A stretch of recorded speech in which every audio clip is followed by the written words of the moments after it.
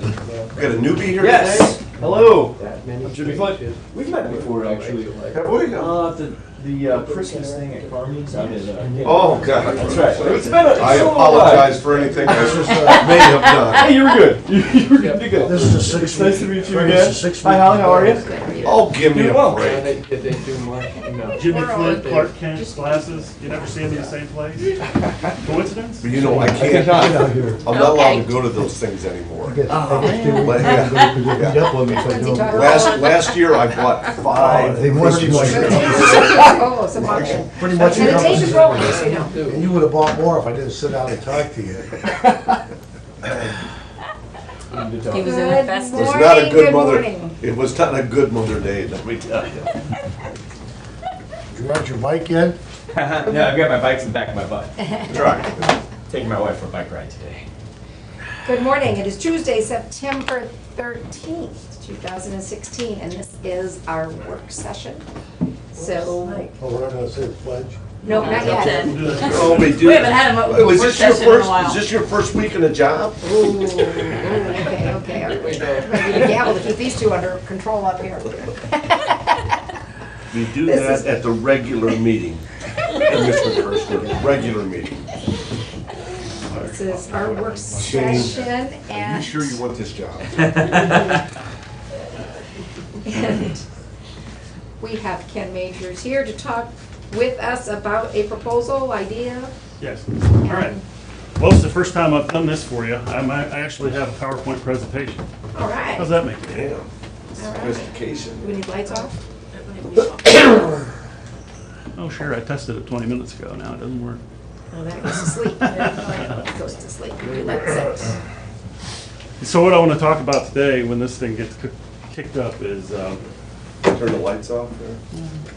not really sure how to do that. They're down here with space. Yeah, as soon as we get the, Oh, okay. as soon as that starts rolling, I'll shut the lights off. Oh, it's shutting It's down. going I the think we're wrong going the way. wrong Yeah, I way. had to, it Okay. won't like turn back on Okay. until I do that. All right.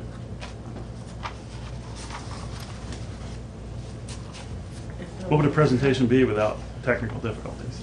It's just working. You get the black on screen. Right. Well, it makes noises too. Look at that. Where's the light switch here? Space has got it under control once ready. Okay, that was a little amazing.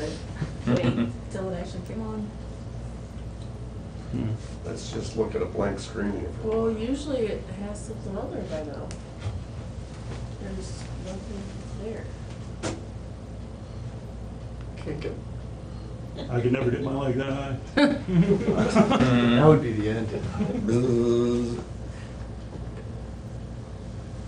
See lights, there it goes, something's blinking now. Maybe that's a good sign. Hmm. We could hold up our handout. all Yeah, to everybody's see. got the handout. I was hoping for the purposes of the audience would be nice to have that. Yeah, start this back up again. Shouldn't have to. It's like it's not even bringing it up on the screen, because It was- usually, I know it was on earlier. Are you replacing William? Yes. What happened to William?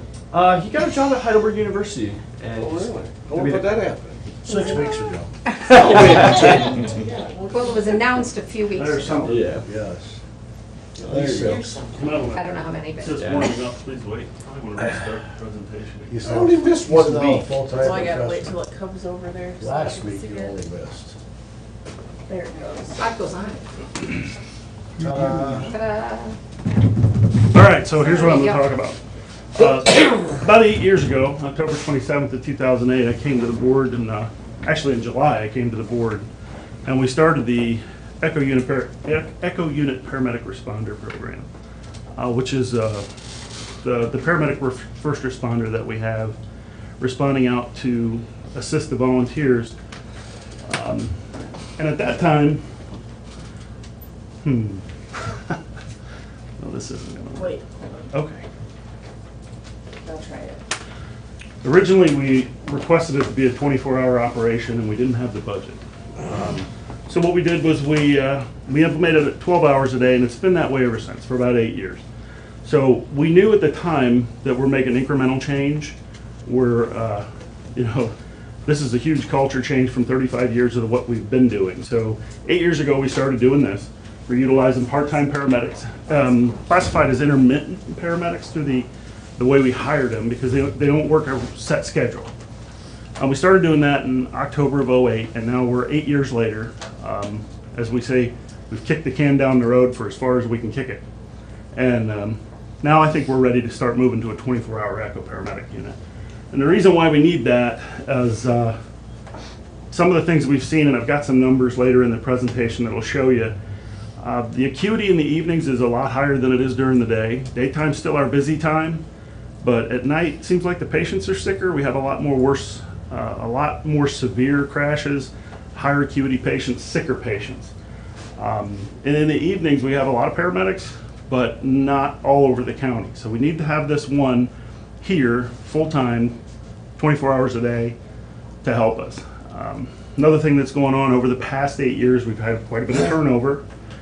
And as most people know that have people that work for them, part-time employees are more engaged to their full-time work than they are to their part-time work. It's like, hey, look, I'll work Saturday as long as I don't have to work another job. We need people that are committed to us. So the idea they've come up with is a 24-hour, 48-hour shift, which is 24 on, 48 off, just like a standard fire department calendar. It's what most EMS agencies in this area use. It's what all the fire departments in this area use. It allows for continuity of staffing. It allows for people to know forever what their schedule is. And 24 on, the workload's not too high that we're going to overwork them, and it's not too many hours in a row that they're going to not get their sleep. So a 24-hour coverage gets ALS to the scene at all hours. The things that it does allow us to do are the same things that the Echo does now, but except with a lot more continuity and a lot more focus on quality. Really what the Echo does for us currently, and I think you can ask any of the volunteer fire chiefs or any of the volunteer EMS personnel, is it provides that leadership on scene from the medical perspective. It allows our volunteers to have 24 access to supply and all those things that it says up there. You know, it provides a career path in EMS in Seneca County that has never existed before. And a career path means, to me, that this is the place you want to come work for a career. Not just, I'm gonna pick some days up on the weekend and help you out, but this actually puts 3 full-time jobs in our community in EMS, and they're good paying jobs. But along with that, the only con that I could come up with for this proposal is the cost. And we'll work through those numbers, and I think you're gonna see that for what we're getting, it's actually pretty economical. So the volunteers, what they do for us, they have a wide variety of skill sets. Those people are willing to do anything for just about nothing. A lot of them are very good career professionals, and they do this when they're home. Others are real basic in what they do, but they're very willing to help. They come out and they do their best for us. A full-time paramedic will actually be a great asset to them. They've asked for it. I've had every single one of the departments that are running say, if we get that 24-hour Echo, that'd be great, because that takes the pressure off us. Having a person show up that knows what they're doing at a little bit higher level makes everybody feel quite a bit more comfortable when they get that call in the middle of the night. The joint ambulance districts have done exactly what we've asked them to do. They went out, 4 joint ambulance districts were formed. They're compensating their volunteers, are committed to the volunteers. They did that of their own accord by our request. They've invested in their community, they've invested in everything, they've strengthened their team. What we need to do is provide them an Echo paramedic 24 hours a day to strengthen that team and make sure that our standard of care is what we want it to be for the citizens of the community all night, every day, 24 hours a day, 365. Yes, sir. Ken, just a very quick question. Does the Echo unit go out to back up the volunteer system on every call? Yes. Or is it just... They go, every time each ambulance gets dispatched, the Echo responds. Whether or not they get all the way there depends on what the crew tells them when they get there. So if the crew gets there and goes, hey, it's just a fender bender, you can turn around, and that happens. I have some numbers that show you how many times they were able to get there and increase their standard of care, but every single call that we get, the echo responds to. Right now, though, only 8 to 8, 8A to 8P. So, like I said, these are some of the numbers that we looked at, and this is just 2016 numbers, because at end of 2015, we went to an electronic charting system that allows me to pull these numbers now without actually having to pull out a stack of paper taller than me and count. So this is a lot more accurate than what we used to do. So far, this is till August the 31st, we have 892 responses so far. 313 of them are between 8P and 8A. So those are 300 responses the echo couldn't get to. 584 they did get to. The interesting thing is, when we did this 8 years ago, even without the luxury of computers and all this analytics, we did the right thing, because by and large we're getting to the bulk of the responses. But some of the things that we've noticed through basically just experience, not a lot of computer work, but the night responses tend to be more critical. People have their heart attacks. People will put off, I mean, you're having chest pain, people will put that off all day, and at 2 in the morning it wakes them up and they call 911. Car accidents in the middle of the night tend to be more, well, they are more dangerous to the responder because it's dark and the surroundings are unfamiliar. Working out in that environment in the middle of the night can be a lot more challenging, and having somebody there with the background and experience as a paramedic is a comfort factor for our BLS ambulances, our basic life support trucks. What I was talking about with the upgrading the response, in 2016 so far, we've already upgraded the response of a BLS truck 110 times. Over the past 2 years, 15 and 14, we only did it 137 for the entire year in 14 and 117 in 15. So this is a large increase this year. So that's showing us that there's a definite need for a paramedic. Excuse me, what do you mean by upgrade response? Meaning that our paramedic would be the highest level of training that's in that ambulance. So if a basic EMT squad goes out, it's 2 basic EMTs, and that's what we shoot for, is having 2. They go, and then the paramedic comes to upgrade that ambulance to an ALS truck. The standard of care increases when they do that, the ability to do the more advanced procedures. Yes, ma'am. And the 892 total responses so far Yes, ma'am. this year, and there's the breakdown of that. Is that, since they're going and the other squad in service is going, if not in service, mutual aid's covering it Right. somewhere. So that is the total number for everything that we have, any volunteer squads? Yes, all 6 of our ambulances have been on Alright, that's the 892 total, okay. trips so far. By and large, more than half of those are probably the Bascom Joint Ambulance District. I assume that 110 is through August? It is. Okay, so I mean, that is, I mean, that's Yeah, we're going to have an increase this year. annualized at 160. Right. So there's also when the calls happen. So our X here is how many calls, and our Y here is the time, using military time. So obviously our busiest time of day is between 17 and 1800, which is 5 and 6 o'clock p.m.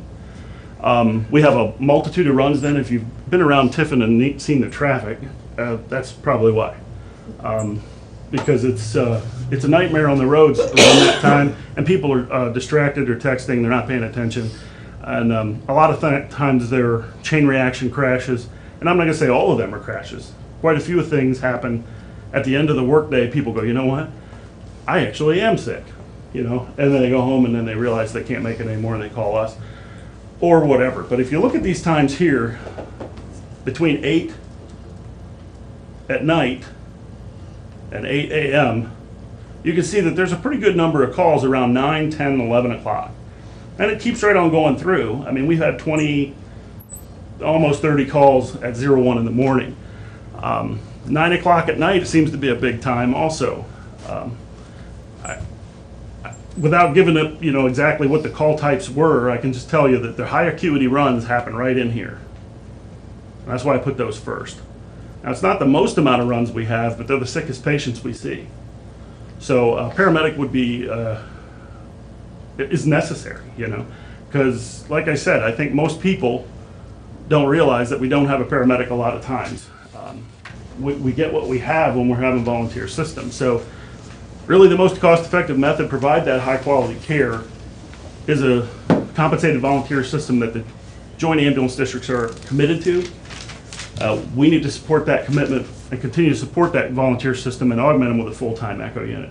And that's the goal of this talk. So here's some of the numbers. This is the nuts and bolts of it. That's my budget. So if you look and see where the change is going to take place, primarily the change is here. When you look at how much we have for wage and earnings, basically salaries. Ken, this is current or this is projected with the added 3? 17 is projected. If this gets approved today, my payroll budget will go up from 156,000 as it sits today to 219, which is an increase of, right there, increase of 150,000. Total projected actually is 133, but when we got to worry about things like increased cost of healthcare and increased possibility of overtime if that happens, we projected the numbers for the healthcare stuff, especially people, we have no idea who we're going to hire full-time. They may come with 11 kids. I don't know, they might need the highest option of insurance we have, I don't know, so we projected it the most expensive. It may not cost that much. It probably won't cost that much, but we need to be prepared that if it does cost that much, we have that much. So what we're looking for is a total increase from the general fund of $150,000. And here's some of the numbers I was talking about. As you can see, we've changed a few things over the course of the past couple of years. Our budget really was about 519 for the 2015 year. And what changed here was we had an additional, because we were moving forward trying to, where am I at here? Contract services, we're paying more money into that because we had to catch up with cost allocations. That budget decreases now because we no longer have to. We're caught up. We don't owe anybody any money right now. So that's a good thing. We have also had a decrease because, as everybody knows, we only have 6 squads now. We used to have 7. So we have decreased our costs a little bit. But it doesn't really amount to a whole lot. One ambulance going away doesn't really change the number a huge amount. But what we're looking for is an increase from this amount to that amount, which equates to that amount. So some of the things that we look at as far as revenue, our revenue is pretty much going to hold steady. In 2015, $333,000. Right about October of 2015, Medicare had another big switch where they changed the way that reimbursement happens to EMS providers. That decreased our revenue. And actually, I don't know if the other shoe's dropped on that yet, because Medicare changes the rules whenever Medicare really kind of wants to change the rules. They make the rules so they can change them. Sale of assets, I don't put a lot in here, but we are going to be selling quite a few things. We're selling ambulances because we just got 3 new ambulances with grant money. So there's going to be a bigger thing there in 2016. Grants, we can't really count on 100%, but we usually get between $6,000 and $10,000. So we just gave it the conservative estimate there. The LGF money, which is actually the money that you guys give us from what used to be the local government fund, we wouldn't anticipate that changing. What you see here in transfers in from 2015 is when we bought the cardiac monitors that I came and talked to you about last year. And those things have been implemented and they are working as advertised. But that's the difference here as opposed to here as far as revenue. Other than that, what we've got going on is this is what everybody expects. You guys know who those guys are? I think most everybody in the room probably is old enough to remember who those guys are. It's Johnny and Roy. And essentially what we're doing here with the ECHO unit is exactly what Johnny and Roy did in 1966. When they manned a paramedic unit out of Los Angeles County and went around to everywhere that there was an injury, accident, or there was an illness, or a kid with his toe stuck in the drain of a bathtub, and they were the paramedics. And the ambulance came and then transported the patient after these guys stabilized and took care of him. What we're doing is a single man, Johnny and Roy. I choose to be Roy because he's not the guy that's all flash and everything, but everybody likes Johnny, so I want to be Roy. But that's kind of what I'm up against, and I hope that you guys can support this. And I'll go back to these slides because these are the ones that make a difference. And I know that you guys have a tight budget and there's a lot of projects, but this is one of those projects that I believe that in 2008 we stepped forward onto an ECHO unit program that had never been used in this area before, and if you look around what we've done, we've been mirrored. Wyandotte County uses an echo unit now. Hancock County uses an echo unit now. Huron County uses an echo unit now. And Sandusky County uses what they call EMS 2, which is not really an echo unit, but it responds with their trucks on acute calls. So we started something, and I think everybody sees the value in it. And I know at the state level, in my other endeavor with the Ohio Chiefs Board, they ask me questions about it. There's people interested about how this works. They see it as a cost-saving measure, and they see it as a way to increase your standard of care without having to actually put a full-time crew on. You take advantage of the lower-cost BLS crews and still provide the same standard of care with a single-unit paramedic responding at the time of the incident. In the big national world of EMS, that's called a tiered response. I didn't create it. Johnny and Roy did. I was a couple of days old when that show first started. So we're just doing what works, and we're trying to mirror the success that other people have had. Okay. Questions from you guys or anything? Yeah, I mean, conceptually, I like the idea, but I need to go back to the numbers here, because you showed expenses in 16, one more back, at 595. Yes, sir. And 2017 at 613. That's an $18,000 increase or thereabouts. Why 150? 150 is from our anticipated revenue compared to the anticipated expenses. Anticipated revenue, we are only anticipating $840,000 for anticipated revenue. That's the same we did for this year. We had supplemented his budget this year for some equipment, so that's why the 595 is higher. Okay, well then, let's normalize a little bit here. What would be the typical expenses for 2015 without adding, typical expenses without adding 2016, you mean? for 2016? Yeah, So And- would they be closer and to 15. what 15 was? It's closer to what 15 The would be. 519. Yeah, it was, Okay. like in his ambulance equipment, it should be 65,000. Yep. His contract services was up an additional 40,000 for the cost allocations. Cost allocations. Yeah. So our cost allocations are now 78,000, and that would be what the normal number here would be.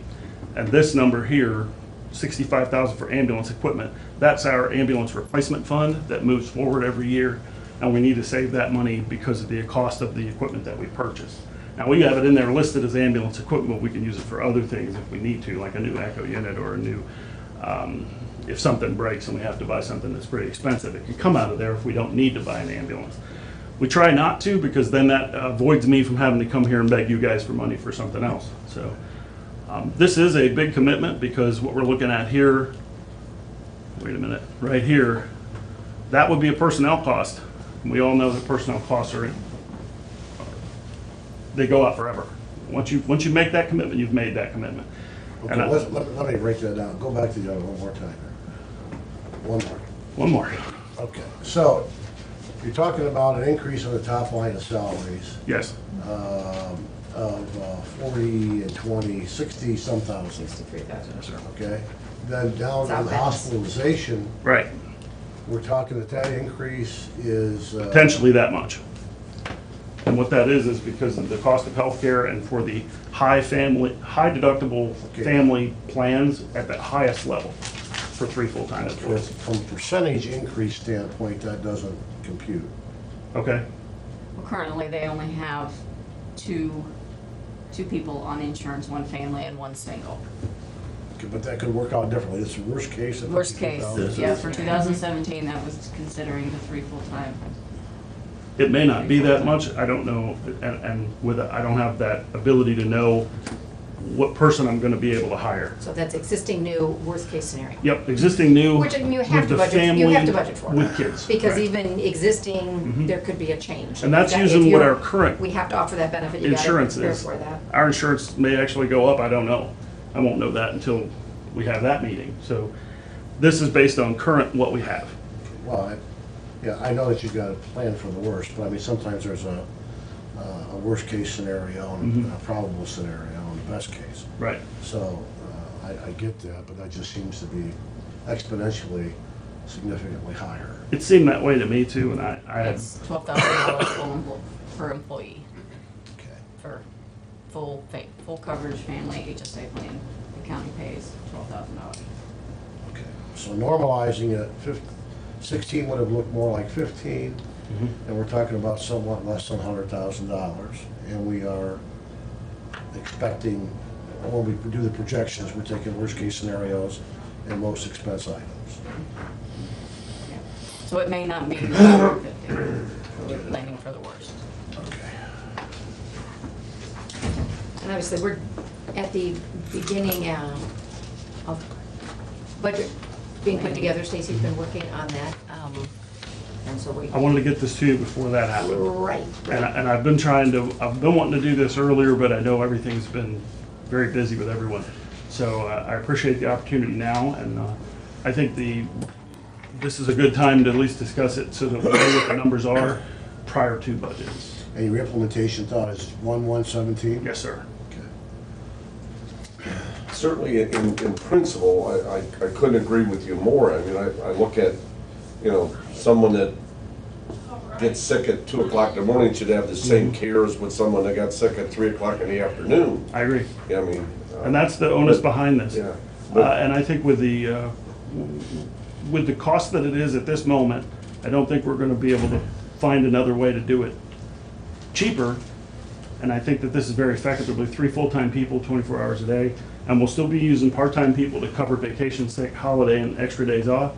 And my main reason for coming to you at this moment is because it is getting harder and harder for me to fill schedules with part-time people, because the employees are just not engaged.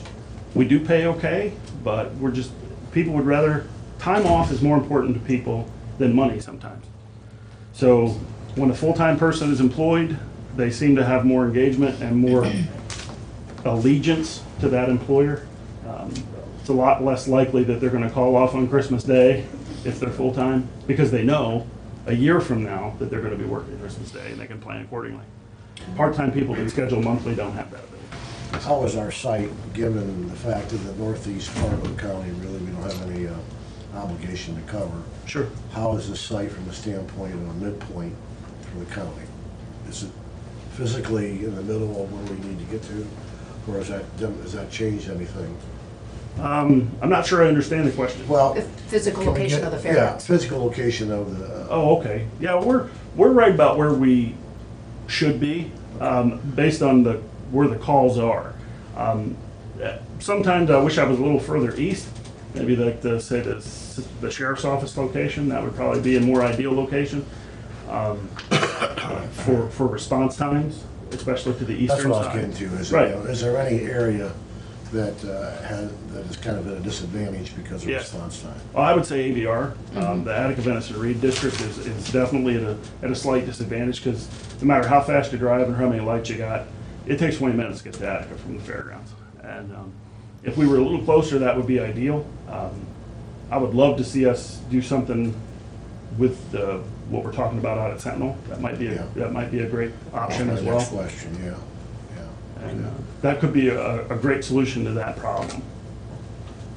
And, I'm just hypothetically, potentially even, I don't know if it makes sense to do your evening calls from that location once it's established, daytime, because obviously during the day, they're in school, 9 months out of the year at Sure. this point.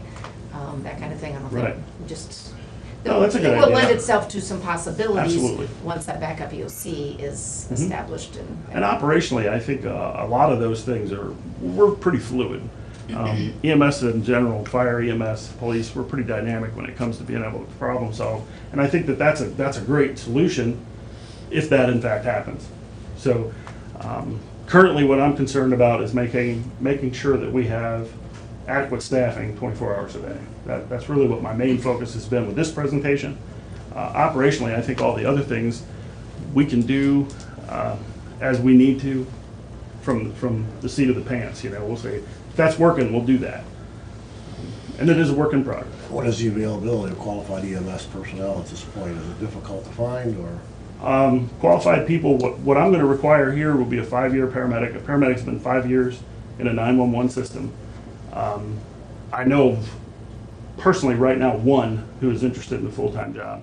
We would have to advertise it and do all the things that we do to keep up with the HR rules and stuff. I know one, possibly two. And then we'll reach out to the masses and see. Okay, I understand There are plenty of paramedics around. The education system in this area puts out paramedics pretty regularly, but getting those experienced ones, because this is not an entry-level position. This is a leadership role amongst a pretty robust EMS system that we run quite a few calls. So the availability of personnel is there, just making sure we choose the right one. that. Okay. That's always the question. Ken, in principle, I certainly agree with what you're doing, but I'd like to, I just have a hard time really comprehending the numbers. I'd like Okay. one-on-one with you Okay. to go through the numbers to. Well, I'll tell you. To make sure that, Yeah. if we go forward with it, that we've got solid foundation. Sure, and absolutely. financial. But we certainly don't want it to fall on its face. So that's why I really consulted heavily with Stacy on this, because she's the budget person, and she knows how the numbers work. With her, along with Danny, they know where our numbers are a whole lot better than I do most of the time. And but I'd love to have a meeting with you guys to sit down and discuss it, because I think that it is doable. I wouldn't come to you if I didn't think it was. And it's something that we desperately need. I just want to substantiate your numbers, to make sure I Absolutely. understand them. Sure. I'm not disputing Nope, I understand. anything here. I just got to get my hands around the financial part. And I appreciate the opportunity to do that. And as we, as you know, work our way through the budget, preparing for next year, knowing we might be taking a little bit of a hit on the Medicaid tax money and that kind of stuff. Sure. Have you given the thought, and you may not have, is this at all doable if you had, it could do it 2/3 of the way? Or is it a system that cannot work without the 3 full-time positions? I don't see it being able to work without 3 full-time positions, just because of the hours having to be worked. Yes. If we have 2 full-time positions, we'd kill ourselves with overtime. Three full-time positions keeps it at a manageable amount of overtime with full-time coverage. And when I mean full-time, I truly mean full-time. Not 40 hours a week, but 168 hours a week. That's every day, every hour. 24/7. Yes, sir. It's a challenging thing to do, but I think that it's what we do. Health and safety of the people of Seneca County is what I'm here to do, and this is how much it costs. So I appreciate the opportunity, and I told you every time I come here in this white shirt, I'm asking for something. So you guys knew. Thank you for your time. Well, thank you. All right, we're going to roll right into our regular session. It's 4 minutes after 10. So I will officially call the regular meeting of the Seneca County Board of Commissioners to order for Tuesday, September 13th. Please join us for the pledge. Allegiance to the flag of the United States of America and to the republic for which it stands, one nation under God, indivisible, with liberty and justice for all. Commissioner Kushner is going to lead us with the prayer. Okay, Heavenly Father, please be with us today, making decisions that are your will for those people in Seneca County. Please help us remember those that lost their lives, remember the first responders teams as we end this 9/11 remembrance. Thank you for being with us. We pray you stay with us. We ask this through your Son, our Lord. Amen. Roll call, please. Commissioner Stacy? Here. Commissioner Solar? Here. Commissioner Kirschner? Here. We'll have the signing of the journal, and I'll accept the motion to approve the DVD recording of our previous session, which was Tuesday, September 6th, and the written index of that meeting. Make a motion, we approve it. Second. Motion and a second. All those in favor say aye. Aye. Approved, thank you. All right, do we have any adjustments to the printed agenda before us today? I know we will need an executive session prior to the health insurance presentation, which is scheduled for 10:30 or thereabouts, for personnel benefits discussion. So we'll just insert that, depending on the timing, how that all flows prior to that presentation. Is there anything else anyone else needs to add? Seeing none? Okay.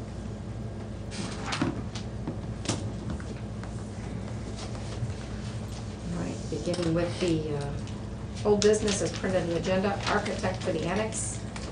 Yes, I met with Mike Arnold from Encompass and Judge Meyer and his staff to go over some preliminary ideas and visions they were having for the annex. I think they had a lot of good discussions, so I asked Mike to put a contract together on what it would cost him to do the design of the building. And I think I sent it to you last week for discussions today. Programming development would be $3,400, and then schematic designs, getting us ready to go for bid, would be about $6,800. I think that was pretty accurate, pretty close to what he was doing the Pope Roy's area for us. So he had a lot of good ideas, and so I wanted to present this to you to see if we can go ahead and get them on board, get their contract signed, and they preliminarily have another meeting scheduled for the 19th, because I wanted it after, to make sure you guys wanted to go forward. We need an architect to kind of go through that. The bid spec portion of it, obviously would reflect in terms of once the bid specs are together, of when that work could begin. And the timing of that is obviously relying on the Justice Center construction schedule at this point. So is it a little premature, or is that not going to be spelled out until he gets to developing those specs? So we're going to have to project that this early out. Good. Okay. Yeah, because we'll have to plan for that. Yeah. He'll have to plan for that in his amounts that it may not happen until later, so. Well, I've been, one, pleased with their work. I like the fact that with them doing it, we don't eliminate any contractors from being eligible to bid on whatever the reprogramming, physical construction, remodel, whatever you would call it, work is that has to take place when we're available for that. And they seem to have had a great ability of working with the personnel in those spaces and assessing their needs and understanding that and coming up with some good solutions, as well as listening strongly to their input on the people who physically use the space. So I've appreciated that with working with that company. Any other comments? Well, we've had a discussion about how we use the money, as it is expensive. We know that the money that we've put aside for the courthouses, there aren't any covenants as to what it can be used for. So to make certain that we keep as much of that money available as possible, that we've already expensed for these kinds of things, because there probably will be some unintended consequences of us building the courthouse. We're going to have some work in the Carnegie, I'm sure, that's going to have to be done, and we obviously have these, who knows what it's going to end up to be. So just to make certain that the monies that have specific allowances for the types of things we can use them for are taken care of first, and the money that is more available for these kind of things stays in the pot, so to speak.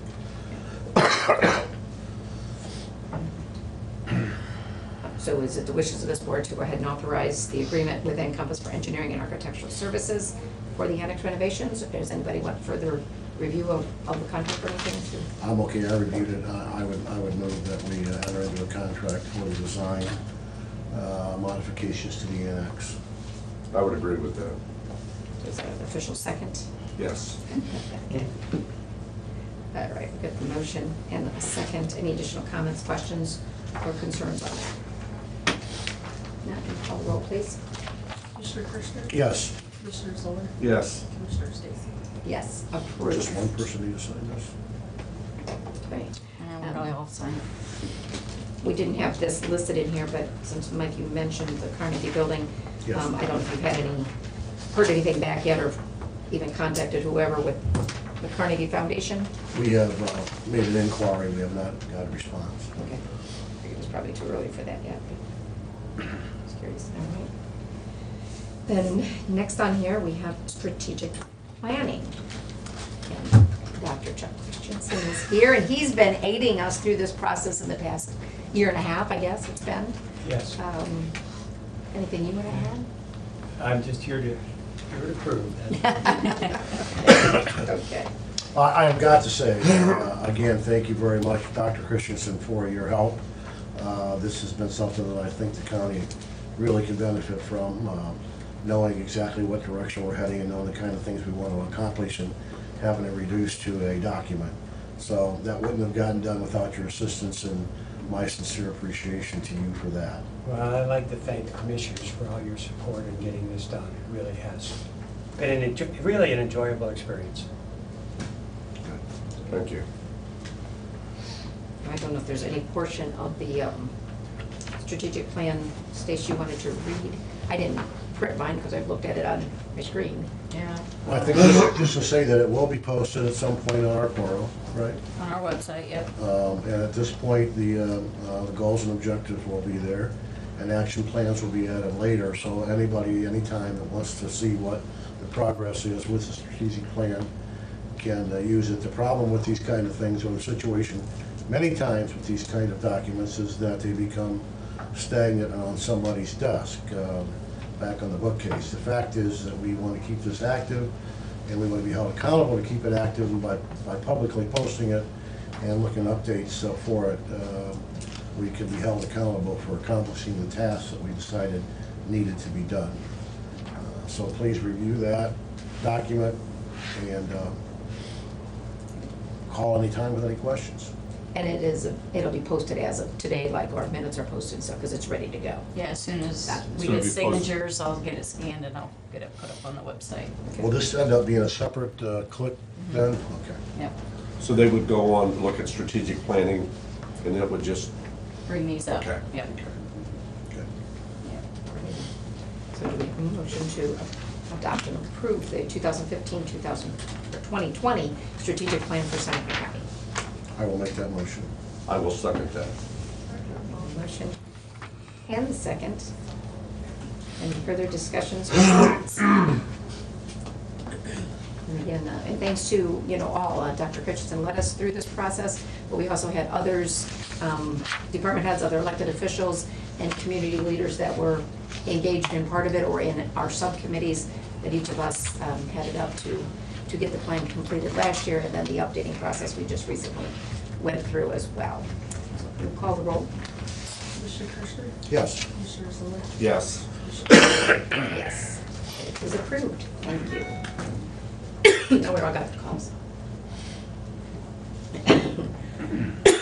That concludes old business unless anybody has anything. Sounds like Hillary's in the room.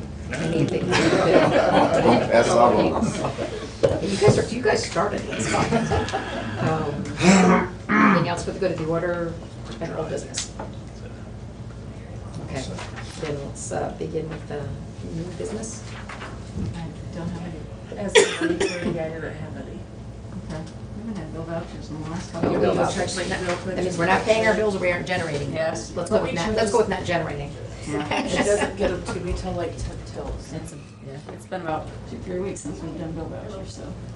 Doesn't sound right, does it? No, I'll get off that one. Let's go on. I have a supplemental permanent appropriation to the maintenance and repair fund, putting $247,892.88. I have an appropriation adjustment within the general fund, moving $500 from insurance premiums to contract services. I have an appropriation adjustment within the M&R fund, moving $284 from equipment to advertising. Resolution authorizing an appropriation adjustment within the CHIP fund, moving $3,900 from the TBRA to the home private rehab line. Resolution authorizing Seneca County Board of Commissioners to enter into an agreement contract with Studer Obringer for the FY15 Fostoria Municipal ADA restroom renovations on behalf of Seneca County Regional Planning, retroactive to July 2016. I have a resolution authorizing the Seneca County Board of Commissioners to enter into a contract with M&B Asphalt for 2016 Seneca County Road 34 improvements.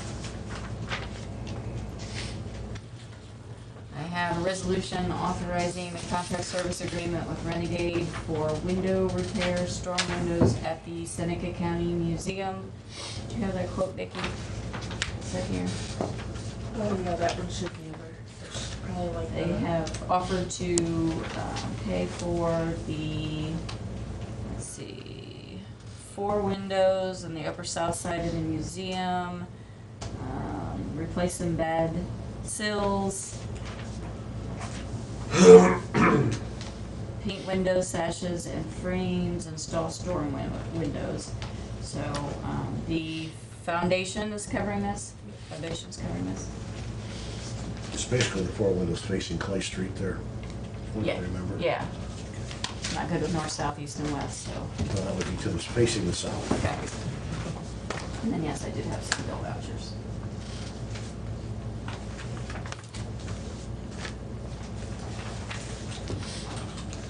And those are all I have. Okay. Good, motion to approve.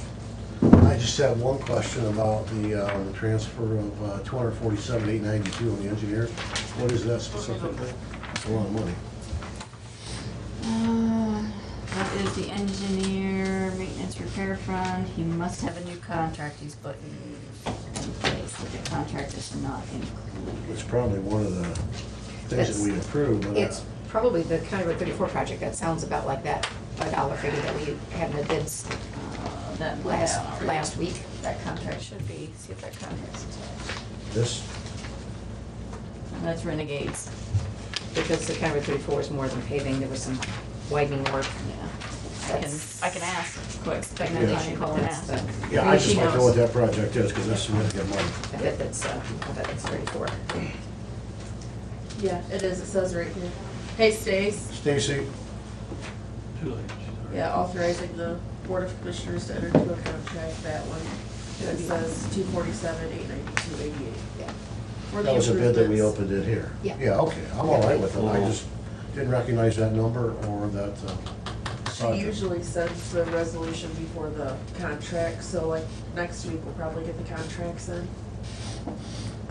Actually, we have the contract here. Yeah, we authorized it, but she'll send the actual contract back next week. I just didn't want to pass it before I read it. All right. The other one? Yeah. Okay, good. Yeah. Okay. This is County Road 34. Yep. Okay. And that's a bid that we opened it here. Yep. Mhm. We open it, Mark reviews it, and then we authorize it, or once he approves it. Yeah. All right, do I have a motion for all the resolutions as stated? I will so move. And I will second it. Motion and a second. Any further comments or questions? Not called roll, please. Commissioner Kirschner? Yes. Commissioner Zoller? Yes. Commissioner Stacy? Yes. Approved, thank you.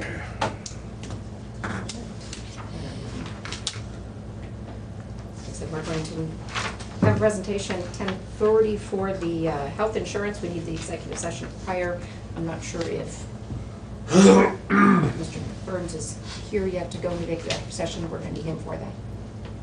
I don't know if he's here yet. Wasn't up front. Okay.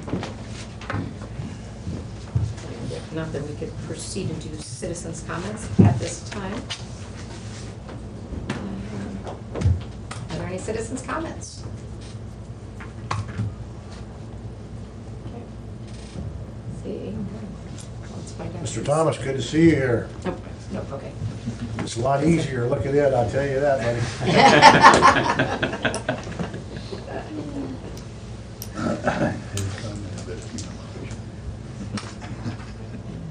We have no citizens' comments. We called for that, so I guess we could recess and then. I You got got some one. other things? Yeah, I got, I think I just sent it to you this morning. We've got 2 change orders coming on the Justice Center. The one we knew about at the last Joint Justice Center meeting, it was the sewer reroute we were gonna do, so that one we already To knew the about. east, Yes, to the east, okay. trust me. Towards Jefferson Street. To the east, yes. I have GPS, it tells me where to go. The second one is when they got into, that's east. In the south side, on towards Washington Street, they came across some drainage not sewer, Towards Washington Street. storm It'd drainage. be west. What was the I get total, what was the total cost of those two changeovers? Total together is gonna be 35,250. That's both. That is, And the contingency for the site work was how much? our contingencies are theirs. Ours, I guess. Ours, we put in, I wanna say 100, maybe, yeah, I think for that's early right. site work, I think it was only. And we thought the site work was a total of 800,000 or something like The that. quote, or the bid is it was like 795. Yeah, so 800, okay. And we had 100,000 in for contingencies, it's gonna use 35 of it up. Got it, okay. So, I wanted to let you know, they're having to reroute it, and apparently the engineers have approved, just going straight under the foundation and going. First thing we over, found was a so. bad sewer, I said, the next thing, all we need now is a fan.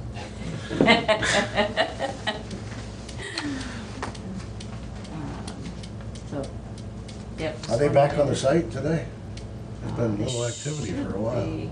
I think they were trying to get the quote for us for the change order so they can move forward with that. Okay. So you need a formal approval on that? Or Not that's yet. just part of the deal? That's part of the, I just wanted to make sure you guys knew. We do have a threshold, though, that you're allowed to approve, and an amount that needs to come to us. Yes, So do you, that's 50. 50, okay. So if it's outside of that. But I'll you'll still make us- tell you. Right, you'll make us aware of things Yeah. like that. Okay, I got it. I'll make Did they sure let it's the in. contracts out for the next phase yet? Nope, they're going through the bids now. Yeah. The bids, did you get a copy of the bids? Yeah. There's a lot of discrepancy in the numbers, gee. Yeah. I mean, Huge. He said, huge. 80% difference in the yeah, bid. he said with the construction manager at risk, compared to them bidding through the county, they would have to bid exactly our specs. But apparently construction manager at risk, they bid basically their ideas of what they want to do. So he said they've added things that Gilbane doesn't want, and then they've tried to remove things that Gilbane says, no, we need in there, so. I mean, I just saw a couple of bids that were hundreds of $1,000s difference. Different, yeah. So now he's working through all that stuff. Okay. And when do they hope to let that bid? Well, he said hopefully by the end of this week, he'll have the gross maximum price for us, so I'm guessing as soon as we approve that, he'll be able to let out the